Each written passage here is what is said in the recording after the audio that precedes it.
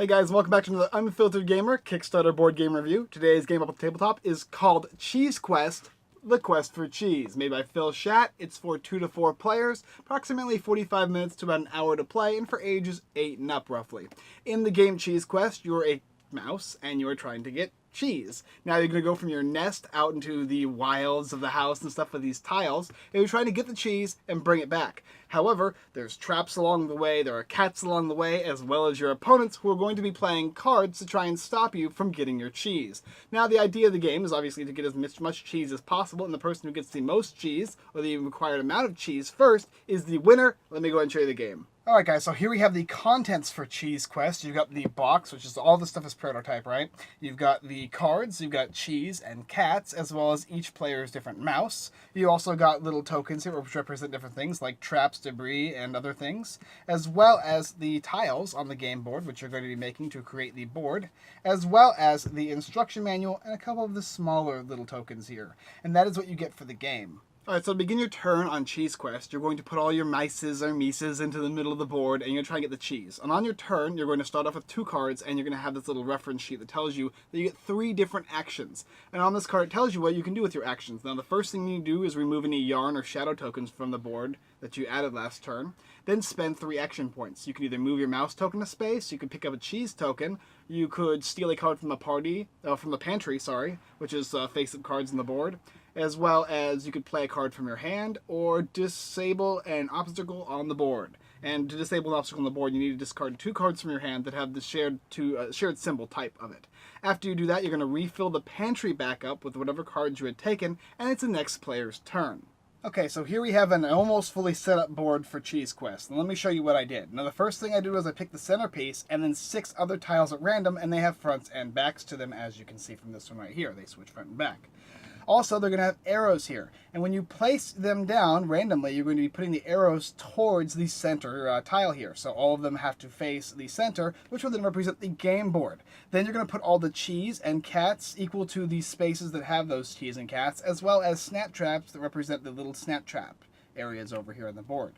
Then, depending on how many players you have, you're going to take all your mice for the players. This is like a 4-player game right here. And we would put all 4 of our little mice here. And they're just represented by the different colors. Everybody's going to get 2 cards. We're going to take the pantry. This is the pantry deck here. And we're going to put 3 cards up, facing up on the pantry deck. And we're going to have all the rest of the tokens lying out so people can use them whenever they want. Then we will take away all the extra cats or traps or whatever that we're not going to be needing for the game and move them aside. Then the turns are going to begin. Okay, so we're going to start off with it being Orange's turn. We're going to remove any yarn or shadow tokens that were added last turn. And then we've got our hand of cards, and we have all of the different actions we can perform, and we are going to be using this little orange mouse here. So if we want to move, it'll cost us an action. If we want to play a card, if we want to draw a card from the pantry, and if we want to disable a trap, and there's a couple other things as well. Now, what I'm going to do first off, I think, is I'm going to Spooky Tunnel. Now, this says, the player on my left chooses a space containing a loose piece of cheese. You may choose to place your mouse on that space. Now, unfortunately, there's no loose cheese in most of the areas here, but however, there is one right over here, so that would be the one that your opponent has to choose, and it would place you right over here with that loose piece of cheese, in which case you can then choose for your second action, after you discarding this card here, you can choose for your second action to pick up that piece of cheese, which would be your second. And your third action could be to maybe pick up something from the pantry. We're going to take this one up here that says moves the cat 2 spaces, which is good because this cat here might get us, or somebody might try to have the cat move in on us. So we can actually move that cat our next turn. After that, the turn is over, and we're going to refill the pantry with all the cards that were removed, which is just this one. And then we're going to pass to Green's turn. Now, what does Green have? Green has debris, which places a debris token on an empty space. Cats and mice may not enter this space. Okay, we can do that. So we'll play this card, and we'll look for a debris token here.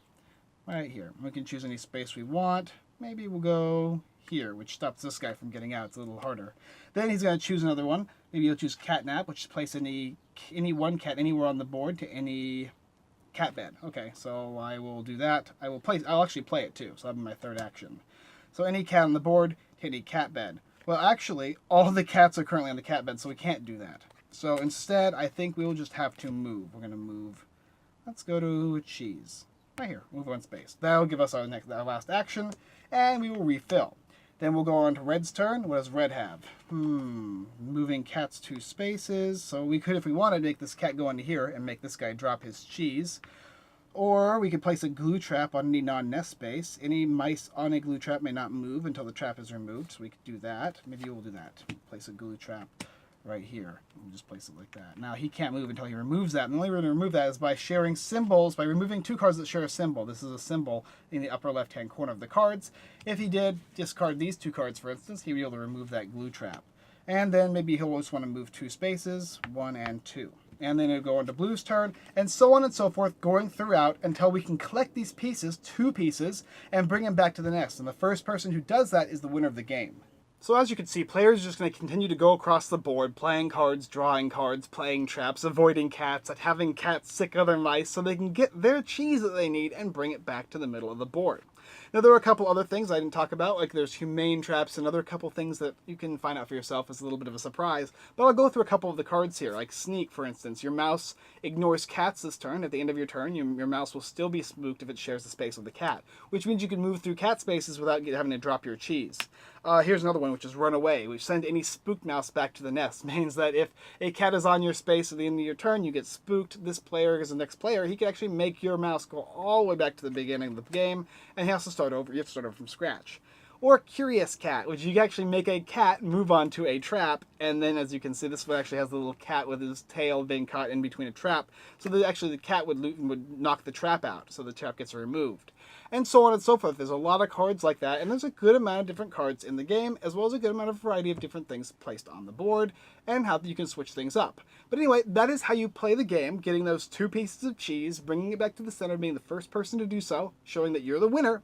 Let me tell you what I think about it. Alright guys, so Cheese Quest, the quest for cheese. Now the first thing I thought of when I saw this game was, what a weird name, Cheese Quest and the quest for cheese all in one. Bizarre.